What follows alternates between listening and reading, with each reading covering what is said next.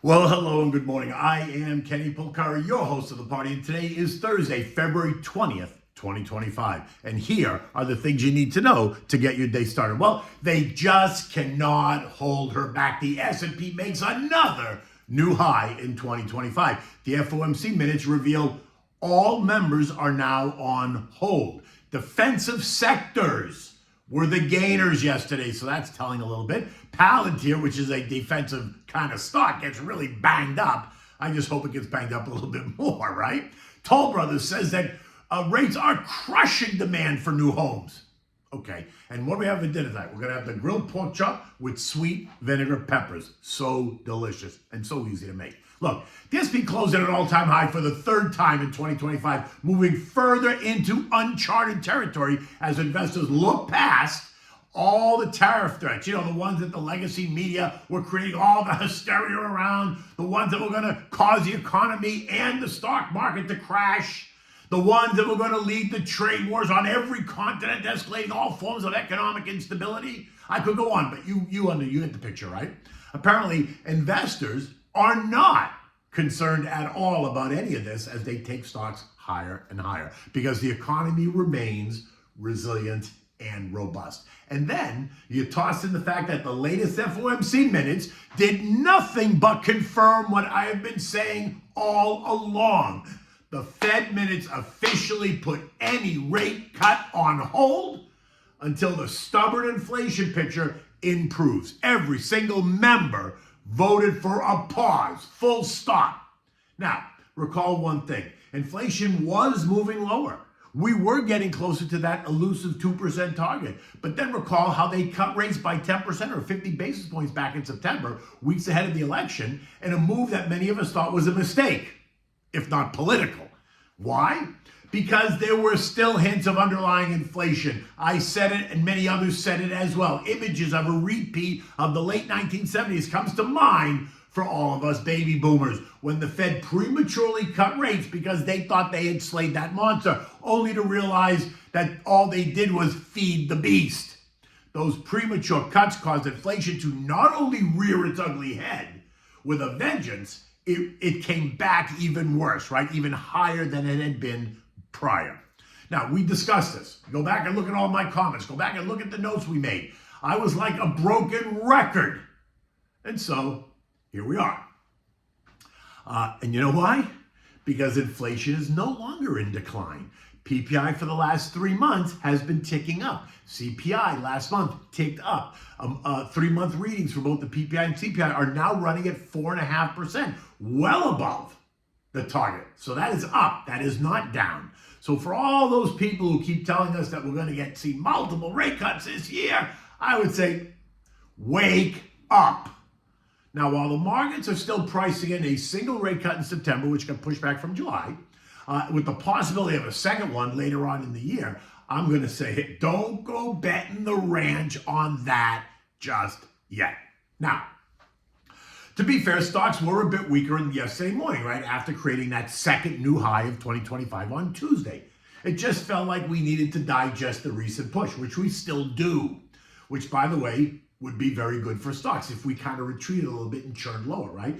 But like Tuesday, stocks backed off and then they gained traction late in the day, only to close in modest positive territory. By the closing bell, the Dow added 72 points, the S&P was up 15, the NASDAQ was ahead by 15, the Russell lost 8 points, the Transports gave up 257 points, the equal weight S&P was up 15, and the MAG 7 index added 65 points. Now, what is of note here is that it was the most defensive sectors that were the beneficiaries of yesterday's action. And that tells you something, right? Consumer staples, they were up 0.8. Utilities up 0.5%. Healthcare up 1.3%. Energy up 0.8. Note that there's nothing sexy about these names, right? Nothing like the MAG 7 at all. But these sectors play a role, an important role in portfolio construction, especially if it appears that the future looks a little bit cloudy. Now, year to date, staples are up 3.8%, Utes are up 6%, healthcare is up 6.5%, energy is up 7.5%. This versus the S&P, which is up 4.5%. Garish. Now, industrials are up 1/10, financials and technology were flat, communications are up by 0.1%, real estate gained 0.2%. while consumer discretionary and basic materials ended in negative territory, down 0.1% and 1.2% respectively. Home builders get banged, right? Down 1.3% after Toll Brothers, which was down 5.8%, reported a drop in revenues, and they offered a soft forecast while saying that current rates are crushing demand for new homes. Okay, let's not light our hair on fire, right? 4.25% Fed funds are not usurious, and 7% mortgages are not unheard of. The issue is prices of these homes, not rates. And the prices are outrageous because the Fed left rates at zero for way too long. The Fed created this asset inflation by keeping rates at zero for 15 years. So now what has to happen is that prices have to come down to adjust to rates, not the other way around, right? Lower rates to adjust to the prices. Prices need to come down. It's not rocket science. But if you cut the prices, then watch what happens to demand, right? You're going to stir demand because there's plenty of wiggle room. Look, I built a Toll Brothers home back in New York, in 2000. I am well aware of all the fat that they pump into that process, right? But that's a whole nother story. We could go there if we want. Defense and aerospace, the sector defense and aerospace got banged. The XAR down 0.8% after Trump suggested that he'd like to cut 8% out of the defense budget over the next 3 years, causing one of our favorites, Palantir, which has got big defense contracts, to get crushed. It lost 10% yesterday, or $12.50, which, by the way, may not really be a bad thing, right? Palantir has been on fire. It's up 500% since June of 24. That's 8 months ago. 2 weeks ago, it gapped up $19, leaving a gaping hole in the chart that I would love to see filled, meaning it would need to trade all the way back down to 83.5 to fill it. That might be a big ask, but we can always hope, can't we? I mean, I'd love to be able to buy Palantir down at 83.5. Bonds ended the day slightly higher. The TLT up 0.1, the TLH up 0.15%. The 2-year treasury now yielding 4.25. The 10-year's at 4.52, right where they've really been. No big deal. Gold continues to churn at the highs. This morning it's up $33 at 29.69. It's the same story that we've been talking about. Oil continues to hug the trend lines. The short and the intermediate term trend lines are now converging right here at 72. West Texas Intermediate is trading at 72.20. Yesterday, the API reported that crude stockpiles rose by 3.3 million barrels per day, while OPEC Plus is reconsidering their next move, suggesting that, in fact, they're going to increase production in April. Last week, the word was that they were not going to increase production. Now they've changed their mind. Even in what might be a saturated market, right? Increased production will send oil prices lower, but not because of waning demand. The rumor this morning is that demand in China is up. Can you believe that? Yesterday it was down. Today it's up. It's unbelievable. This morning, U.S. futures are down. Dow down 85, the S&P's down 12, the Nasdaq's down 50, the Russell's down 6. Maybe we're going to get that pullback today. We'll see. There isn't any eco data that's going to drive the action today at all, but tomorrow you're going to get manufacturing and services PMIs, both expected to remain in the expansion zone. We're also going to get existing home sales, and they are expected to be weaker. But let's see if the Toll Brothers commentary really rings true. Remember, it's easier for existing homeowners to cut the price of their homes, especially if they have to sell it, right?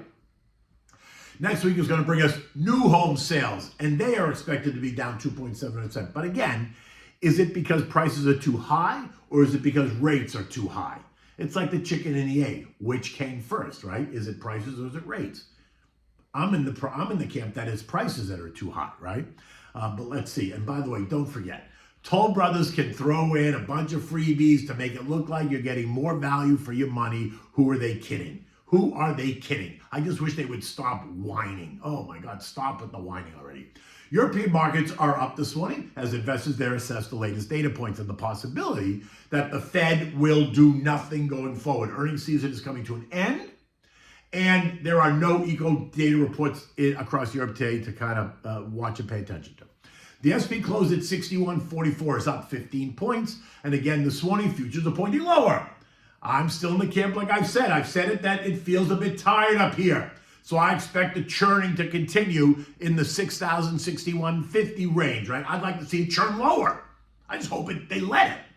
Walmart reported and they beat on all metrics, but they're warning about the future, signaling tariffs are a concern, blah, blah, blah. The stock is trading down 7% in the pre-market. Listen, Walmart is up 82% in the last 12 months. So let's not get crazy here, okay? Now, what do we have for dinner tonight? We're having the grilled pork chops with sweet vinegar peppers. This is a simple dish, but it is so good. And you might not think of this readily, but you should really make it easy on yourself and try this, right? You only need 4 things, right? You need the center cut, bone-in pork chop. You need olive oil. You need sweet vinegar peppers. You can use hot if you prefer. You need salt and pepper and chopped scallions, right? Now, you want to preheat the grill because you're going to make these on the grill. So preheat your grill. You're going to rub the chops with olive oil, salt, season it with salt and pepper, and massage it all in there.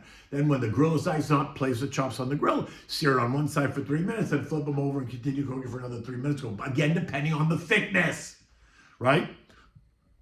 Just make sure you don't burn them. Now, while the chops are cooking, you're going to open the jar of sweet vinegar peppers. You're going to kind of slice them in half and saute them quickly in some of the juice in a saute pan. You really just want to warm them up because you're not cooking them. You just want them to be warm. Now, when the chops are done, you're going to take them off the grill. You're going to put the chops on a nice warmed plate, top them with the sweet vinegar peppers right on top and a little bit of the juice. Serve this with a large mixed salad, maybe it's romaine and some spinach, Boston bib, red onions, tomatoes, and dress it with a simple lemon and olive oil dressing, right? That's it. It's a simple meal, not really too complicated. You can get it all done in half an hour max. You can get the whole thing done. In any event, it is another beautiful day here in South Florida. It is Thursday, so we got one more day in the week. I will be on with Stuart Varney tomorrow. And then next week, I'm in New York, Monday, Tuesday, Wednesday. So you'll see me broadcasting live from New York. Until then, take good care.